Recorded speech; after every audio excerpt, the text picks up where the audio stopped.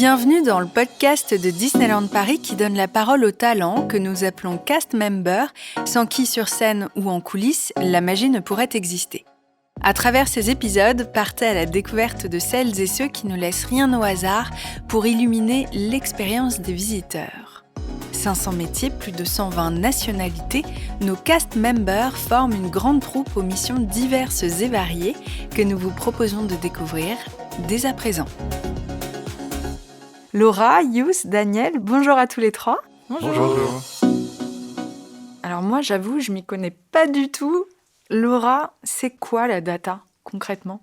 Alors la data, en fait, Disneyland Paris emmagasine un grand nombre de données, que ce soit les données de réservation lorsque nos visiteurs réservent un séjour, une entrée dans le parc, les données de navigation sur nos pages de notre site web par exemple, les données liées aussi à nos attractions, à tout ce qui est maintenance, etc. Donc toutes ces informations qu'on capture via nos différents systèmes, via nos différentes applications. Donc c'est vraiment comment on peut utiliser à bon escient toute cette information qu'on a à disposition et comment on la transforme et on lui fait dire des choses qui vont permettre de faire évoluer l'entreprise. Yos, quels sont les métiers représentés dans cette équipe ? Il y a les data scientists, data engineers, les product owners et data stewards. D'accord, il y a 4 métiers représentés. Oui, et il y en a 3 qui sont assez récents, à part les data scientists qui étaient là depuis un moment. Alors justement, tous les 3, vous avez des postes différents. Quelles sont vos missions à chacun ? Je me retourne vers toi, Daniel. Quel est ton quotidien ? Mon quotidien, c'est travailler sur la plateforme de données pour aller chercher la donnée de là où elle vient, c'est-à-dire de différentes applications, différentes opérations du parc, comme Laura l'avait mentionné, hôtel, parc, restaurant, Oui. etc. Et donc, une fois qu'on a cherché la donnée de là où elle vient, on va la traiter, la préparer et la nettoyer. Comment est-ce qu'on prépare une donnée ? Ça se passe comment ? Alors pour préparer une donnée, c'est déjà identifier quel est son format, comment on peut la lire, que ce soit humainement ou par une machine, et comment on peut l'utiliser et la corréler avec une autre donnée qui est aussi un autre format. Et donc ça, c'est tes missions. Et ton quotidien, il ressemble à quoi ? Faire en sorte d'amener la donnée de manière fiable à tous les utilisateurs, c'est-à-dire faire en sorte que les tâches quotidiennes informatiques se déroulent correctement tous les jours ou tout le temps. Et toi, le nom de ton poste, précisément, c'est ? Mon poste, c'est Data Engineer. Et toi, Laura, tes missions, ton quotidien ? Donc moi, en tant que product owner, ma mission, c'est de faire en sorte que le produit qu'on délivre, l'application, le projet, va répondre aux attentes de nos partenaires métiers. Donc voilà, moi je m'assure que le projet avance dans les temps et qu'on arrivera à l'objectif attendu. Alors justement, tu parles de projets. Quels sont les grands projets ou les outils avec lesquels vous travaillez et dont vous pouvez nous parler ? En ce moment, là, donc on travaille donc sur cette nouvelle data platform, donc sur AWS, et on est en train de travailler plus particulièrement sur la partie qui concerne notre parc et tout ce qui tourne autour de la fréquentation de nos parcs, la vente de nos tickets. On est en train de mettre en place du coup une nouvelle base de données qui va regrouper toutes ces informations-là et qui va permettre derrière à nos partenaires métiers d'avoir accès à de nouvelles informations. À travers ce que tu me dis, j'ai le sentiment qu'il y a une grosse transformation qui s'opère en ce moment. Est-ce que je me trompe, Yous ? Oui, c'est vrai que quand je suis arrivé, on n'était pas toujours dans les standards de marché et ça fait 3 ans et en 3 ans, on a fait énormément de progrès. Pour une entreprise qui n'est pas orientée data de la base, je trouve qu'on a fait un bon chemin et on peut être fier de là où on est actuellement. Et Daniel, est-ce que tout cet aspect transformation, cette technologie qui est en train de se mettre en place, est-ce que ça a été l'un des arguments pour toi pour rejoindre l'équipe ? Alors je le confirme, oui, mon poste de Data Engineer est relativement récent au sein de Disneyland Paris. C'est aussi ça qui m'a donné envie de venir participer. Donc il y a des bonnes pratiques techniques qui sont à mettre en place. Donc c'est là où on travaille en collaboration avec les Américains, notamment les outils qu'on utilise, les process pour créer de nouvelles tâches et pour travailler la donnée. Tout ça, c'est vrai que c'est quand même une grande société, donc on a besoin d'aller vite, on a besoin de faire des tests, d'apprendre sur le tas. Mais le fait que ce soit un grand groupe et qu'il y ait de nouveaux postes, ça accélère, mais de façon réfléchie. Toi, Yous, il y a un projet particulier qui te tenait particulièrement à cœur ces temps-ci ? Le projet qui va bientôt se lancer, c'est le projet digital avec le moteur de recommandation sur le site web. Donc en fait, le site va s'ajuster en temps réel. Si je suis par exemple en Angleterre, je fais une requête, je vais voir peut-être ce que la plupart des Anglais aiment bien. Et toi, ce qui t'intéressait particulièrement là-dedans, c'était surtout la technologie. Oui, finalement, l'idée, c'est d'avoir une machine learning qui en fait réfléchit lui-même, on pourrait dire, et qui décide qu'est-ce qui est mieux pour mettre en place. On va faire en temps réel, donc on va pouvoir inclure beaucoup plus d'informations. Par exemple, on peut ajouter le temps d'avoir passé sur la page à la requête vers le recommandeur et, par exemple, personnaliser pour lui son expérience digitale. Daniel, je me tourne vers toi qui viens d'intégrer l'équipe. C'est très intéressant aussi d'avoir ton point de vue et ton recul. Tout à fait. L'année dernière, j'assistais à une conférence de l'outil AWS, donc c'est un fournisseur de services dans le cloud. C'est ce que je fais dans mon métier au quotidien. Et donc, par cette veille technologique, j'ai vu qu'il y avait une conférence de quelqu'un de chez Disney+. Okay. Et donc, j'ai vite fait le lien entre utiliser l'outil AWS et que Disney utilisait cet outil. Donc, je me suis dit, il y a quelque chose à faire. Ouais. C'est d'abord par cette partie technologique qui m'intéressait et découvrir qu'il y avait des cas d'usage chez Disney à implémenter. Laura, toi qui as changé de poste aussi au sein de l'équipe, j'ai envie de me tourner vers toi en te demandant, est-ce que tu as développé de nouvelles expertises depuis que tu es dans l'entreprise ? En effet, moi j'ai démarré en tant que data scientist et au fur et à mesure de mes projets dans l'entreprise, il y a vraiment cette partie business qui est plus ressortie finalement que la partie technique. C'est vraiment toute cette compréhension autour de notre produit, autour de ce qu'on met en place comme stratégie commerciale, comme aussi stratégie opérationnelle sur le parc, dans nos hôtels. Donc c'est vraiment cette compétence-là que Disney m'a apportée de par, encore une fois, la diversité des équipes et des profils à qui on a affaire dans nos différents projets.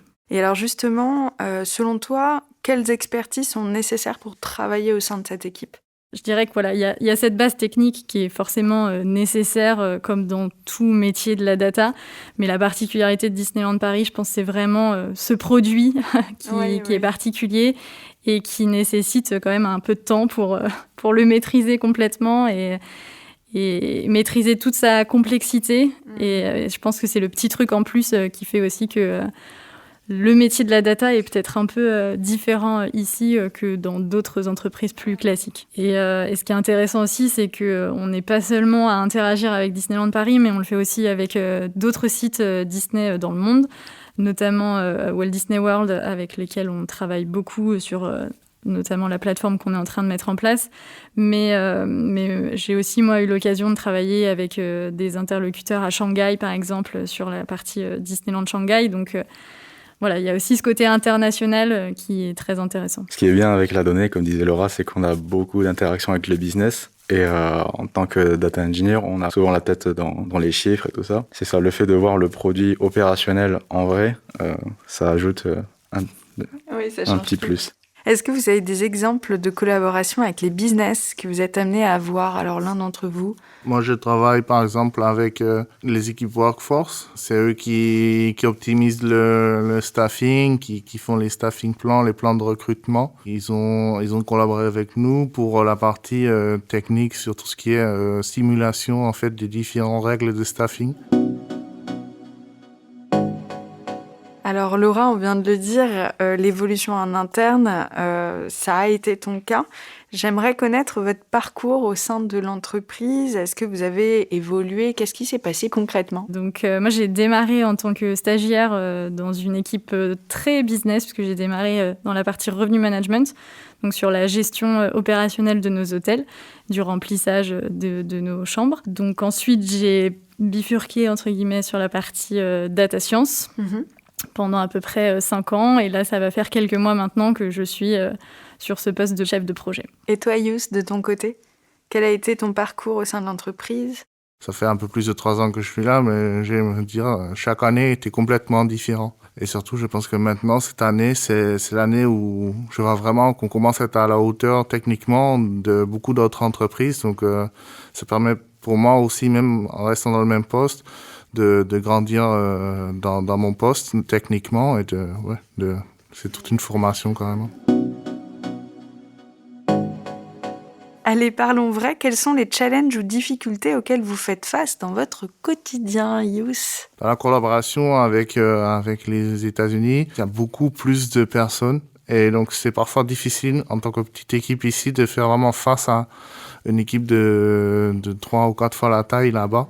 Alors, en termes de challenge, moi, je parlerai aussi de la compréhension avec justement nos partenaires. On a une diversité de profils en face et qui ne parlent pas forcément le langage data, on va dire. Ouais. Et ça crée parfois, ça peut créer de l'incompréhension parce que voilà, on n'a pas les mêmes points de vue, les mêmes langages. Donc, il y a tout un travail de pédagogie qu'il faut faire et qui parfois peut prendre du temps en fonction des partenaires qu'on a en face de nous.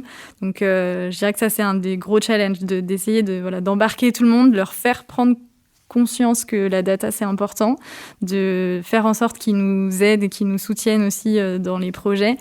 Et voilà, ça peut prendre du temps et être parfois un peu compliqué en fonction des profils qu'on a en face. Ah oui, je peux comprendre. Et à l'inverse, quelle est votre plus grande réussite dans l'équipe selon vous? De quoi êtes-vous fier? Daniel, en intégrant Disney, qu'est-ce qui te rend fier? Alors, ce qui me rend fier, c'est de travailler avec plusieurs entités, donc notamment travailler avec des Américains. C'est quand même une autre culture et de savoir qu'on peut s'adapter à une autre culture avec d'autres moyens, des gens qui sont à l'autre bout du monde.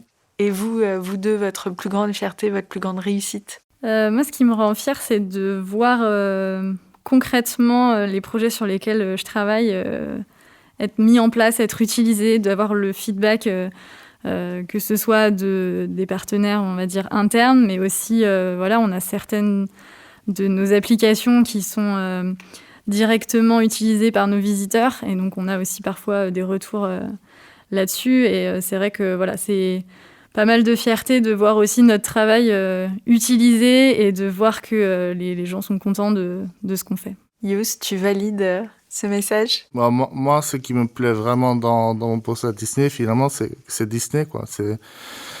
Tu peux faire de la data partout, mais nulle part, un vendredi midi, quand t'as pas beaucoup à faire, tu vas faire un tour dans Space Mountain. Et ça, c'est les moments pour moi qui font la différence.